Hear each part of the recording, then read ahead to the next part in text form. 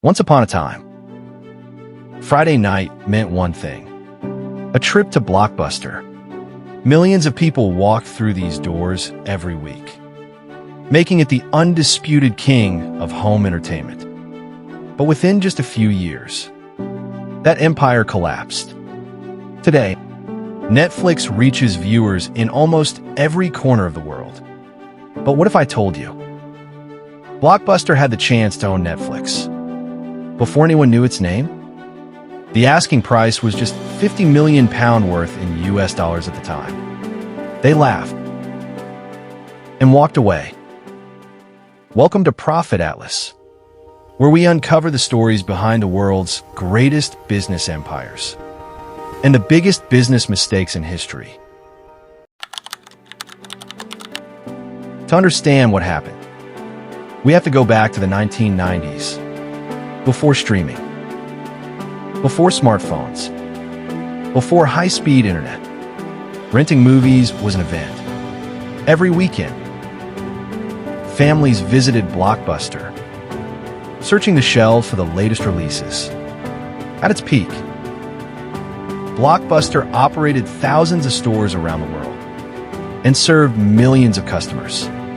It looked unstoppable, but hidden beneath that success was a weakness that almost nobody could see. Blockbuster had become the biggest name in movie rentals, but the very strategy that made it successful would eventually become its greatest weakness. Blockbuster opened its first store in 1985. Unlike the small neighborhood video shops of the time, Blockbuster offered something completely different. Bright, organized stores, thousands of movie titles, and a professional shopping experience. For millions of families, visiting Blockbuster became a weekly tradition. Friday evenings meant choosing film, grabbing snacks, and enjoying movie night at home before streaming. This was entertainment, and Blockbuster was at the center of it. Customers loved it. Within just a few years, the company expanded at an astonishing pace. By the late 1990s, Blockbuster had become the world's largest video rental chain. Thousands of stores, millions of loyal customers, and billions in annual revenue. To many people, it looked untouchable. But behind the scenes, there was one part of the business customers hated: late fees. If you forgot to return a movie on time, you paid extra. Those charges generated significant revenue, but they also frustrated many customers.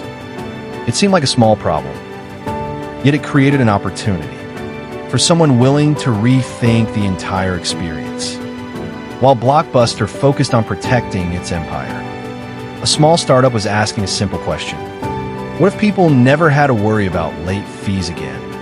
That question would become the foundation of Netflix. In 1997, while Blockbuster dominated the world of movie rentals, a small company called Netflix was taking shape. Its founders believed renting movies didn't have to involve crowded stores, long queues, or frustrating late fees. Instead, they imagined a service that brought movies directly to customers. Netflix launched with a simple idea. Customers ordered DVDs online, received them through the mail, watched them at home, and returned them when they were finished. There were no trips to the store, and no rushing back before closing time. Then Netflix introduced something even more disruptive.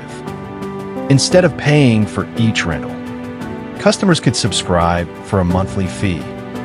They could keep their DVDs longer, without worrying about traditional late fees. It wasn't just a new pricing model. It completely changed the customer experience. In the year 2000, Netflix approached Blockbuster with a proposal. The idea was simple. Blockbuster could acquire Netflix and combine its powerful brand with Netflix's growing online business.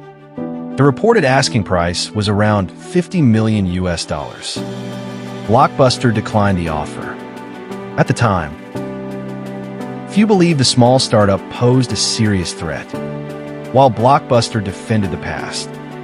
Netflix was already preparing for the future, and that future would arrive faster than anyone expected. While Blockbuster defended the past, Netflix was already preparing for the future, and that future would arrive faster than anyone expected. In the early 2000s, technology was changing rapidly. Internet connections became faster. Computers became more common. And customers started expecting convenience over tradition. Netflix recognized the shift. Blockbuster underestimated it. Netflix made one of the boldest decisions in its history. It invested heavily in streaming technology. Even though DVDs were still successful, the company was willing to disrupt its own business before someone else did. It was a risky gamble, but it would change entertainment forever. Blockbuster eventually responded. It introduced its own DVD buy-mail service and later expanded into online rentals. But by then, Netflix had already built strong customer loyalty. The company that once led the industry was now struggling to catch up. Store after store closed. Customers moved online. Years of market leadership couldn't stop the decline. In 2010, Blockbuster filed for bankruptcy. One of the biggest names in entertainment had fallen. Blockbuster didn't fail because people stopped loving movies. It failed because the way people wanted to watch them changed. And Netflix changed with them. Today, Netflix reaches audiences across the globe. Blockbuster's story, however, remains one of the greatest reminders that success today never guarantees success tomorrow.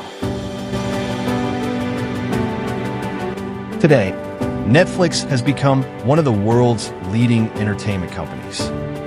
What began as a small DVD buy-mail startup evolved into a global streaming platform serving audiences across the world. Its success wasn't built on predicting the future perfectly, but on adapting when the future arrived. Blockbuster didn't disappear because movies became unpopular. It disappeared because customer expectations changed, and the company struggled to change with them. Netflix embraced innovation, even when it meant challenging its own successful business model. The greatest threat to a market leader isn't always a stronger competitor. Sometimes, it's the belief that yesterday's success will last forever. Every industry evolves.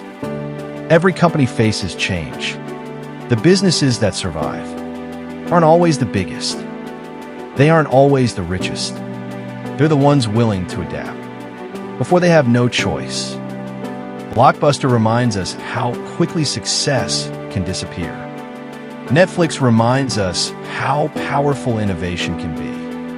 And perhaps that's the greatest business lesson of all. Every business has a story. Every empire leaves a lesson. Thank you for watching Profit Atlas. If you enjoyed this documentary, subscribe and join us as we uncover the stories behind the world's greatest companies and the biggest business decisions in history.